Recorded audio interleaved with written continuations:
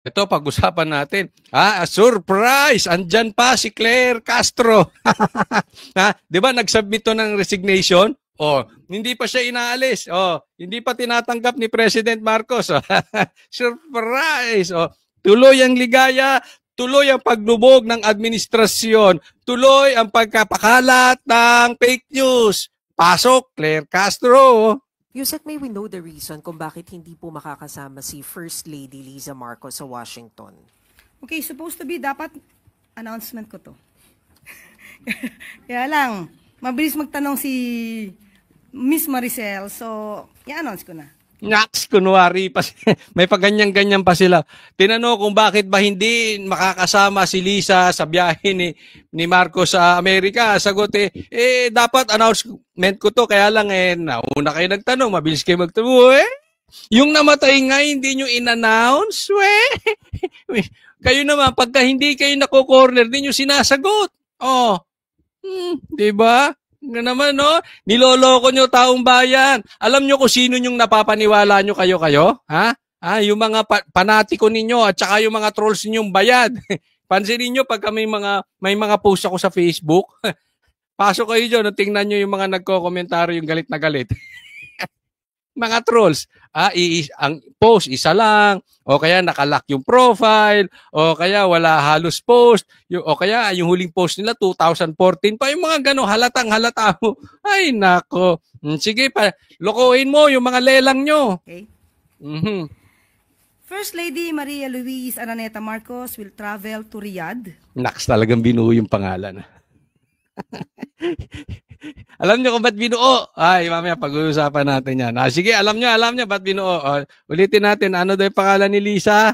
Marcos will travel to Riyadh.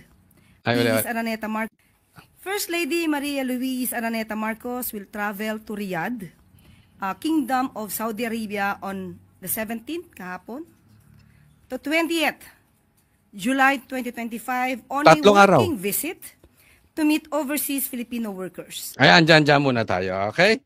3 araw, si Marcos, si Liza Marcos, dyan sa Riyadh. Ako, mag-iingat kayo dyan, ha? Liza Marcos, bakit ba binuo ang pangalan ni Liza? Kasi yung nakalagay doon sa kumalat sa Facebook ay Liza Marcos. So, nilagyan siguro nila, binuo yung pangalan, hindi yan ang lalabas. Oh, kayo mga DDS shit. Ganyan ang gusto niyo palabasin. Yan ang mga komentaryo, mga DDS shit. O kaya yung mga dutae. Di ba? Akala naman nito mga trolls na to, affected ako. Akala naman nito mga trolls na to, affected tayo no? But anyway, syempre, para sa kanila, okay na sila doon. Basta importante, makapost silang ganyan, bayad na sila. No? But anyway, binuo yung pangalan para, ibig sabihin nyo ng pangalan, hindi yung Liza Marcos na lumabas na kumakalat. Okay? So, ako, payo ko lang, Liza, ha? At ito lang naman nagpapayo tayo. Checkin nyo yung mga sumasama sa inyo. Baka may katarantaduhang ginagawa kasi baka mamaya lang, ha? Baka mamaya. Ito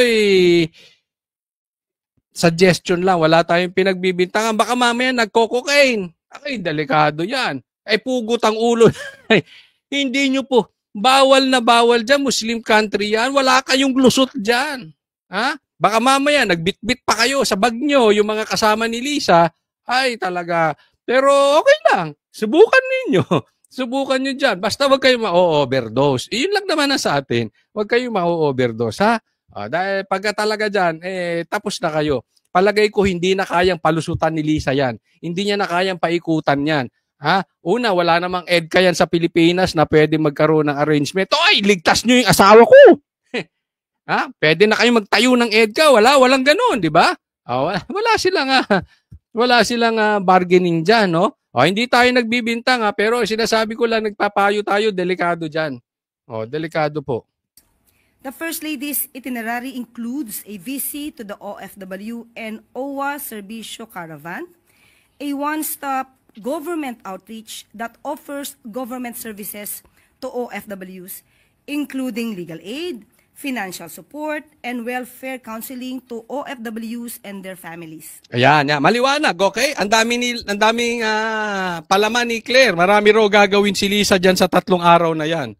Sa madaling salita, aminin nyo o hindi nyo aminin, official yan. Ngayon, baka mamaya, may mamatay na naman, nakasama ni Lisa, o sabihin nyo wala sa entourage. Baka yung asawa. Di ba? Baka naman, kung sakaling may mamatay na naman dyan, cocaine news man o hindi man cocaine, basta may namatay, nakasama ni Lisa. Whether kasama sa entourage o hindi, o asawa ng staff ni Lisa, o asawa ng gobyerno, kasi this is official. Okay? Bayad ng gobyerno yan.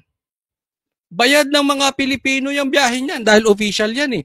Sino ang gagastos dyan? Mga Pilipino. Kukunin sa tax. May bago na naman tax ngayon si Recto. Tama o tamang-tama? Oh, di ba? Oh. So baka mamaya may mamatay dyan, sasabihin nyo personal. Sasabihin ng PCO secretary, personal yan, wag natin pakialam. Teka, hindi mo pwede yan.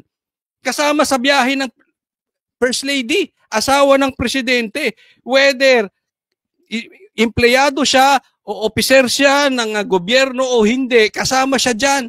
Asawa siya ng isang opisyalis.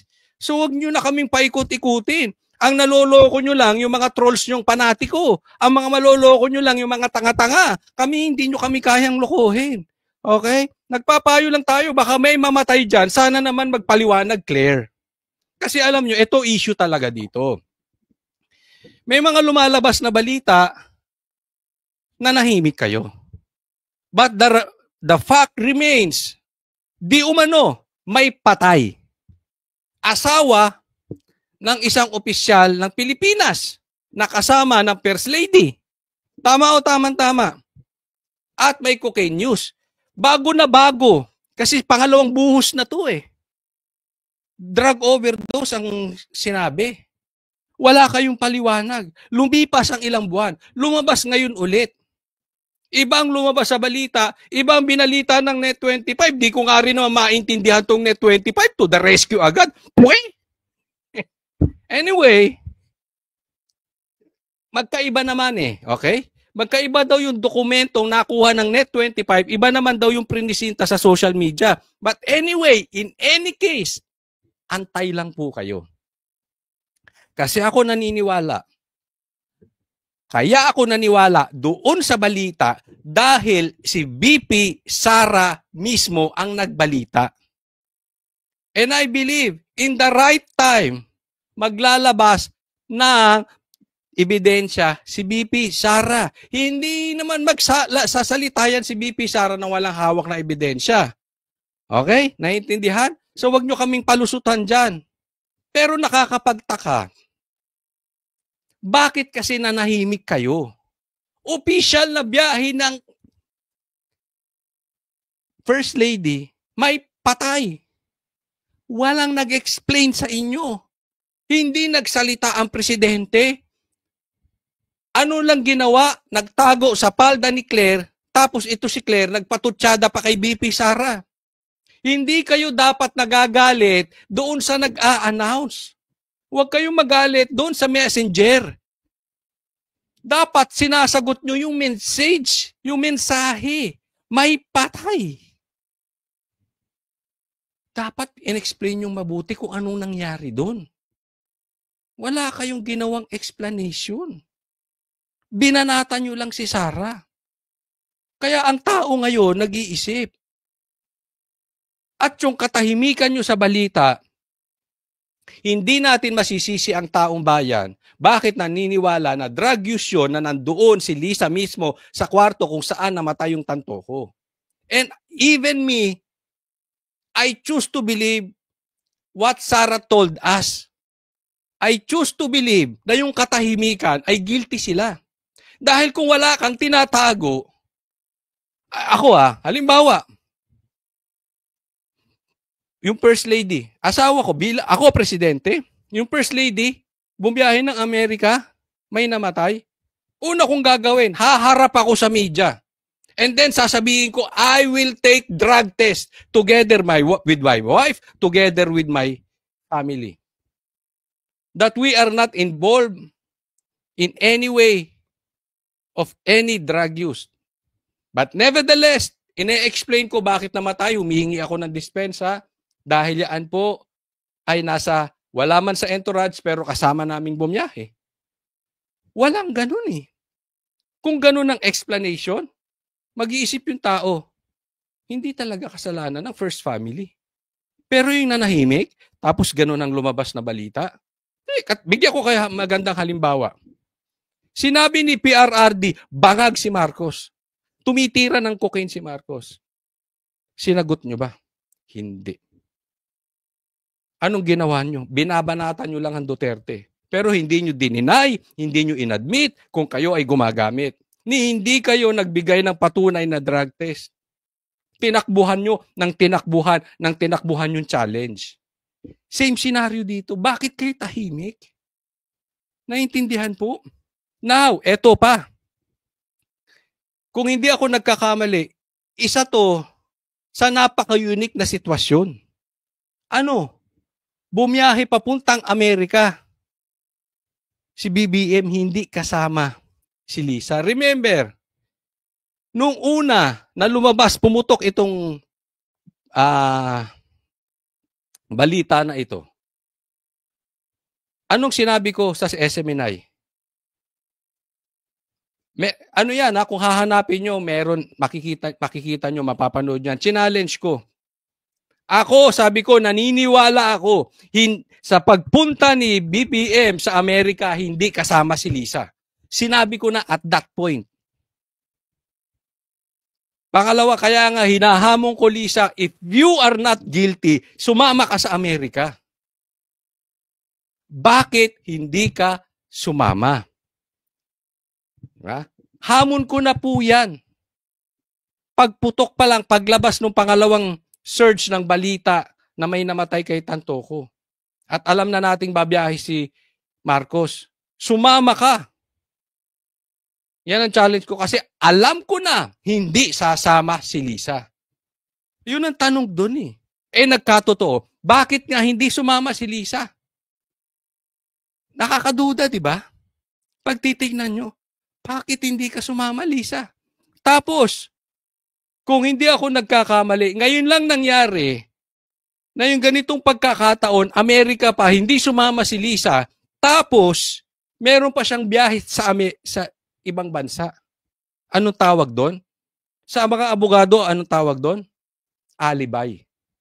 Para hindi mapitik, bakit hindi sumama si Lisa? Walang dahilan para hindi siya sumama. Yan ang aking opinion. At yan ang pinapaniwalaan ko. Kaya gumawa ng biyahe itong si Lisa para hindi mapuna ba't hindi siya sumama. In short, gumagawa ng alibi. Gastos nyo. Gastos ng bawat Pilipino galing sa tax nyo yung pang-alibi ni Lisa. Ganito katindi itong mga ito. Naiintindihan po? So, questionable talaga. No? Anong iisipin ng tao? Di ba? Can we blame the people kung ang iisipin ng taong bayan kaya hindi isinama to si Lisa o kaya hindi sumama? Dahil may issue pa dun. Remember that. There is a dead body. They cannot deny that. Na posibleng, baka, bigla na lang, ipahold si Lisa or questionin. Better yet, punta ka doon sa bansa na hindi ka pwedeng ma-hold. Walang control ang Amerika. Kasi baka mamaya pagdating doon, tupakin, hindi magkasundo sa meeting si Trump tsaka si Marcos. Siyempre, alam mo ang tao, takot yan sa sariling mundo. Di ba? Ang magnanakaw galit sa kapwa. Di ba? Yung mga seloso, pansinin nyo, bakit seloso? Manloloko. Yung mga selosa, mag-iingat kayo sa mga selosa. Naku, marami akong alam na ganyan. Alam ba't selosa? Manloloka. Loka-loka. Ibig sabihin, sila mahilig mag-control ng sitwasyon eh. Baka mamaya, hindi magkasundo si Trump tsaka si BBM, kontrolin ni Trump yung Hoy, silipan nyo yan. Baka ganon, di ba? We do not know. Ang sa akin lang, bakit hindi pumunta ron? si Lisa. Na dati naman niyang ginagawa na hindi naman nagkakasabay yung biyahe nilang parehas. Merong kinakatakutan si Lisa. O eto, sasabihin ko na agad ngayon. No, lalo na pag hindi nagkasundo si Trump tsaka si BBM, hindi babalik si Lisa ulit doon kahit pumunta si BBM. Sinasabi ko na as early as now. Baka sabihin nyo, tsamba na naman eh. Yung sinabi ko doon sa SMNI, di ba? Nagkatotoo, hindi yung tsamba. Bakit ko nasasabi? Hindi ko sinasabing matalino ko. Ang pinupunto ko rito, halatang-halata na yung galawan na itong mga ito. Katanga mo na lang kung hindi nyo alam. Panatiko na lang kayo. Di ba? It's very obvious bakit tayo magpa-drug test. Katanga mo na lang kung hindi mo alam kung bakit. Panatiko ka na lang ni Marcos bakit. Bakit hindi agad in-announce, hindi nagpaliwanag si Marcos, si BBM? Hindi mo kailangan maging abogado para malaman mo yan. The First Lady will also visit shelters for distressed Filipino women, workers, and children. Ang dami niyang trabaho, no? Ang daming ginagawa ni Lisa. The trip originally proposed and scheduled in the first week of July will highlight the steadfast commitment of the Marcos administration to the welfare of OFWs and their families. She will be back on July 21st. At kung napansin niyo po, sinabi po, nabanggit din po ni DICT Yusek Dave Almirol na ilo-launch din po ng unang ginang itong one-stop shop po dito po sa Kingdom of Saudi Arabia. So, yun po ang dahilan kung bakit hindi po makakasama ang unang ginang sa UST po ni Pangulong Ferdinand Marcos Jr. Yan. Okay, tanungin ko kayo. Naniniwala kayo sa explanation ni itong si Claire kung bakit hindi sumama si Lisa? Sabay pa. Sabay yung biyahe nila. Napaka-importante. I mean, imagine this. The president will meet one of the most powerful president or the president of one of the most powerful countries in the world. Amerika. Milestone niya. Pumunta nga sila doon yung namatay yung Pope, di ba? Hindi sila pinansin ni Trump. Yung ngayon pa, na meron talaga silang agenda na talagang yun ang pag-uusapan. It's about the Philippines. Hindi sumama. So tanong ko sa inyo, naniniwala kayo sa explanation ni Claire? Nilagay nyo dyan sa comment section kung bakit hindi sumama si Lisa considering meet up kay President Trump.